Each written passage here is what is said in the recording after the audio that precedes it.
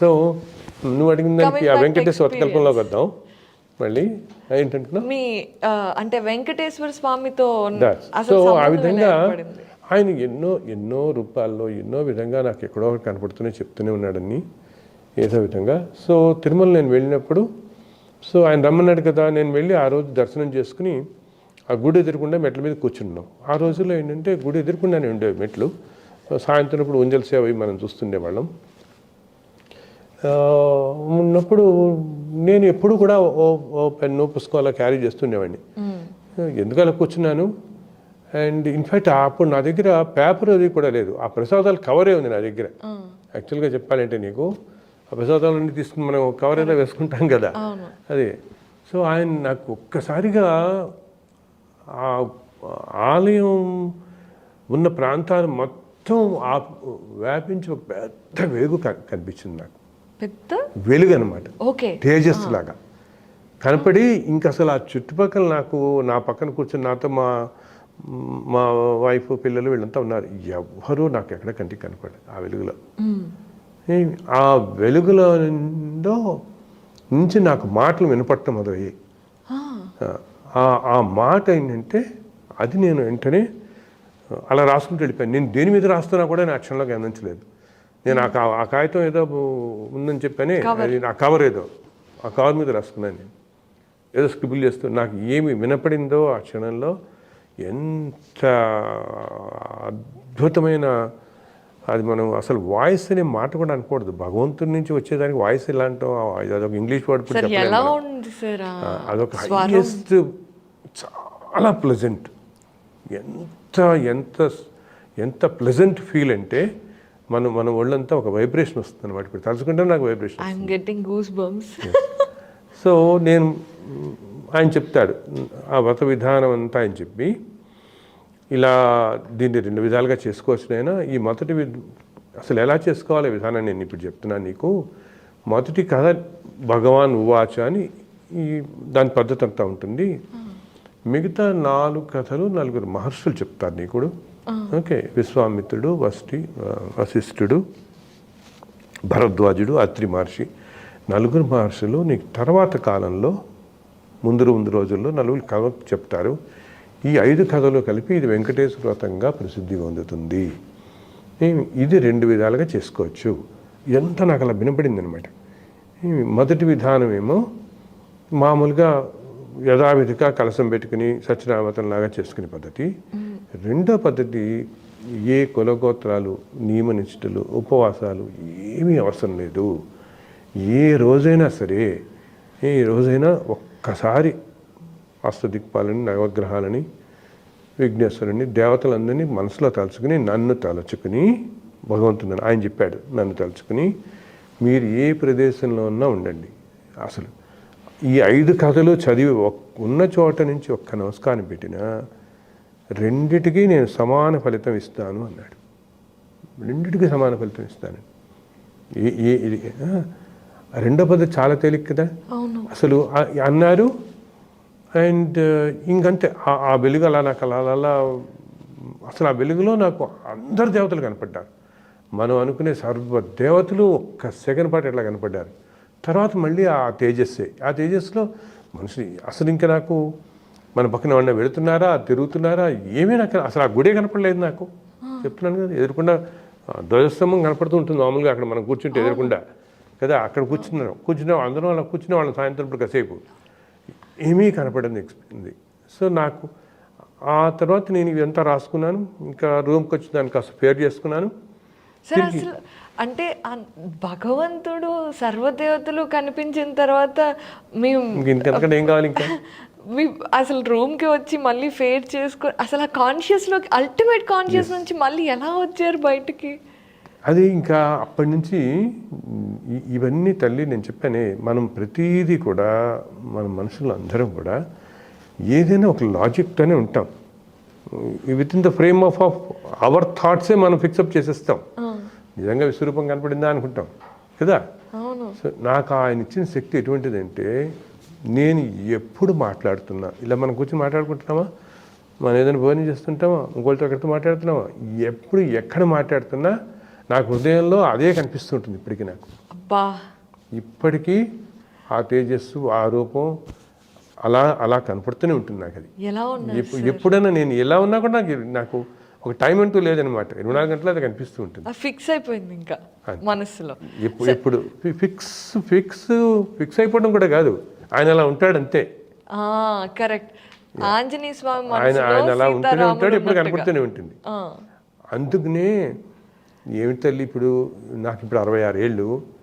పొద్దున్న నేను లేస్తే 6:30 నుంచి రాత్రి 12 దాకా ఒక్కొక్క రోజు నేను 140 ఫోన్లు మాట్లాడుతున్నాను. ఏ శక్తి ఇస్తుంది నాకు అట్లాగా అని మన గొంతు పోతుంది కదా. నేను మాట్లాడటం కూడా ఏమిటి, అన్నీ వాళ్ళ కష్టాలు చెప్పుకునేవాళ్ళు.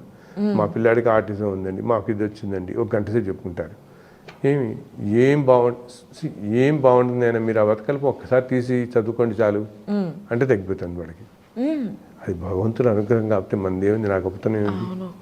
భగవంతుడు మనం చేసుకున్న పూర్వజన్మ సంస్కారం పుణ్యం వల్ల నాకు ఇచ్చాడు అనుగ్రహం.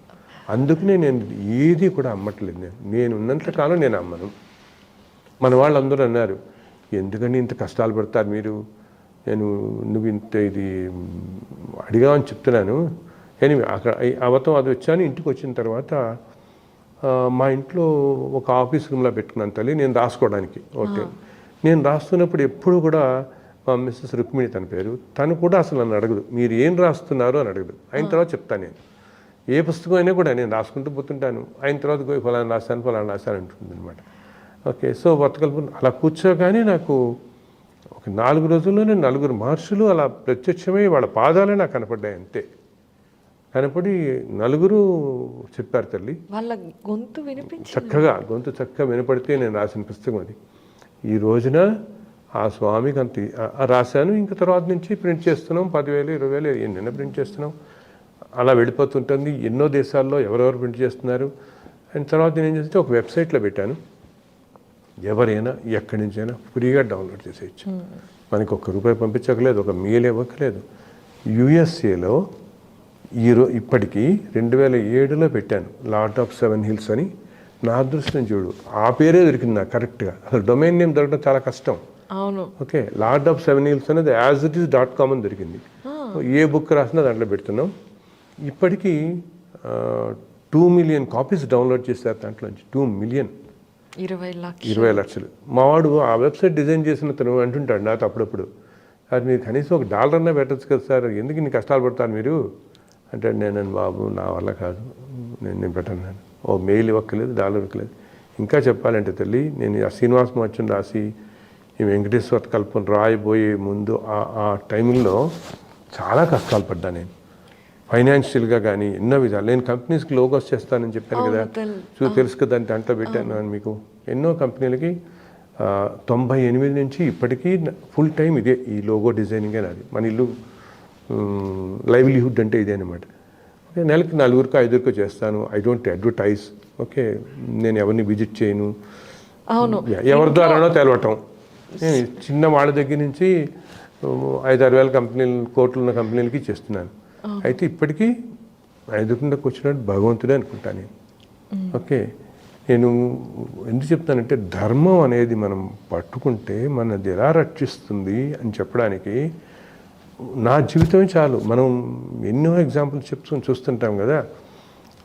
2001 ఆ టైంలో అప్పటికే నేను ఈ లోగోలు చేయటం అని చాలా మొదలుపెట్టాను. అండ్ చాలా పెద్ద కంపెనీలకి హైదరాబాద్లో ఇప్పుడు ఈ రోజున ఐటీ సిటీ ప్రాంతాల్లో ఉన్న 500 కన్స్ట్రక్షన్ కంపెనీల కోసం నేను చేసి ఉంటాను. కానీ నేను ఆ రోజుల్లో నేను ఎవరినైనా ఏదైనా అడగాలనుకోమ్మా, నాకు ఆ రోజుల్లో నాకు 3 పిల్లలు, ఏ చదువులకి వాటికి 40,000 50,000 అనుకుందాం మనం. ఓకే, ఓ రెంట్ ఒక 8,000 రెంట్ ఉండేది నాకు అప్పుడు. అండ్ తర్వాత ఇంకేదో అనుకుందాం, ఈ ఖర్చులు, పిల్లలు, ఫీజులు. ఓ 4 వస్తే 4ని 4-5 అడిగేవాడిని. వాడు 5,000 కోట్ల కంపెనీ అని నేను అడగను, అసలు ఏమీ ఆశించను. అంతేవా నమస్కారం పెట్టేవాడు. సో ఆ టైంలో నాకు ఒక టైంలో ఎంత కష్టమైందంటే, యూ విల్ నాట్ బిలీవ్, 8 నెలలు నేను ఇంటికి రెంట్ పే చేయలేకపోయాను నేను. కానీ అదే టైంలో ఈ పెద్ద వాళ్ళందరికీ రోగాలు చేశాను నేను. కానీ ఎవరిని నేను అడగలేదు. నేను అసలు వాళ్ళకి తెలియని కూడా చెప్పలేదు. నేను ఈ ఇల్లు నేను ఇలా ఉంది నా పరిస్థితి అని కూడా నేను చెప్పలేదు. మనం ధర్మంగా ఉండాలి. మనం ధర్మంగా ఉంటే వాళ్ళు బాగుంటారు. ఈ రోజున వీళ్ళందరూ బాగుండి ఇన్ని లక్షల కుటుంబాలు బాగున్నాయంటే మనం ధర్మంగా ఉండబట్టే కదా. నా కష్టమైతే వచ్చు, అది కష్టం అని కూడా నేను అసలు అనుకోను. నేను హాయిగా ఉంటాను. నేను అసలు ఆలోచించను, నాకు వేరేది పట్టదు. మీరు నమ్మరు, అసలు నాకు ఫిక్స్డ్ డిపాజిట్ ఫామ్ అంటే నేను చూడలేదు ఈ రోజుకి. ఓకే, ఒక ఏటీఎంలో నేను ఇప్పుడు చేయబెట్టలేదు.